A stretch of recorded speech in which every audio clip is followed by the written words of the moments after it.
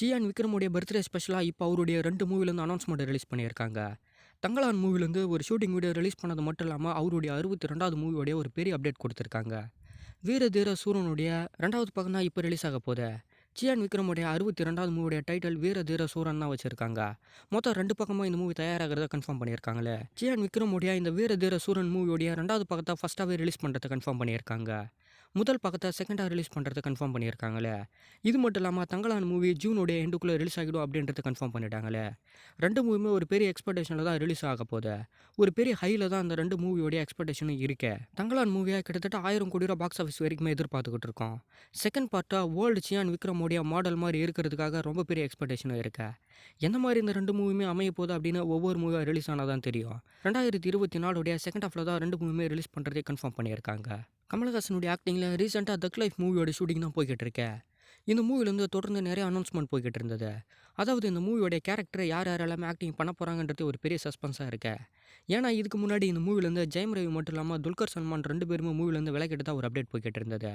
இதை தொடர்ந்து எஸ்டிஆர் அவர்கள் இந்த மூவியில் ஜாயின் பண்ணி இருக்கிறதா ஒரு சில அப்டேட் போய்கிட்டு இருந்தது.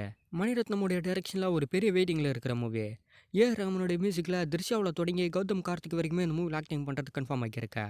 ஜெயம் ரவியும் துல்கர் சல்மான் அவர்களும் இந்த மூவிலேருந்து விலகிட்டாங்களே. இதுக்கு பதிலாக எஸ்டிஆர் அவர்கள் உள்ள நோஞ்சு இருக்கிறதோ கன்ஃபார்ம் ஆகிடுச்சு. ஒரு பெரிய ஹிஸ்டரியை பேஸ் பண்ணி தான் இந்த மூவியை தயார் பண்ணிக்கிட்டு இருக்காங்க. 2025 ஃபர்ஸ்ட் ஹாஃபில் தான் இந்த மூவியை நம்ம தேட்டர்லேயே பார்க்க போகிறோமே. கமலஹாசனுடைய ஆக்டிங்கில் மணிரத்னமுடைய டைரக்ஷனில் ஒரு பெரிய எக்ஸ்பெக்டேஷனில் இருக்கா. இந்த மூவி எந்த மாதிரி இருக்க போகுதுன்னு தேட்டருக்கு வந்தால் தான் தெரியும். சசிகுமாரோட ஆக்டிங்கில் நெக்ஸ்ட் தேட்டருக்கு வரப்போகிற ஒரு மூவியோடைய ஃபர்ஸ்ட் லுக் டைட்டிலும் ரிலீஸ் பண்ணியிருக்காங்க.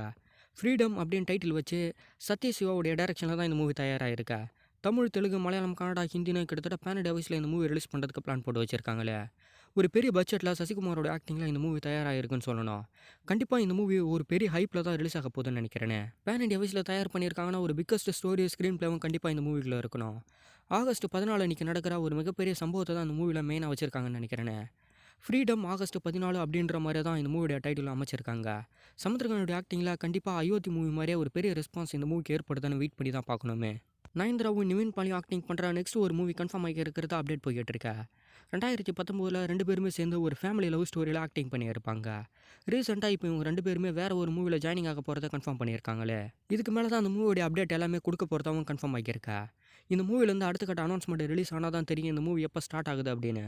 ஜெயம் ரவி, கீர்த்தி சுரேஷ் எல்லாமே ஆக்டிங் பண்ணியிருந்தா சைரன் மூவிலேருந்து ஓடிடி அனௌன்ஸ்மெண்ட் ரிலீஸ் பண்ணியிருக்காங்க.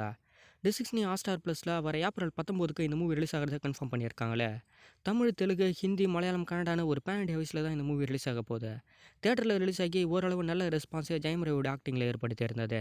இப்போ ஓடிடியிலும் இந்த மூவியை ரிலீஸ் பண்ணுறதை கன்ஃபார்ம் பண்ணிட்டாங்க. தேட்டரில் மிஸ் பண்ண எல்லாருமே நெக்ஸ்ட் இந்த மூவியை ஓடிடியில் பார்க்கலாம்.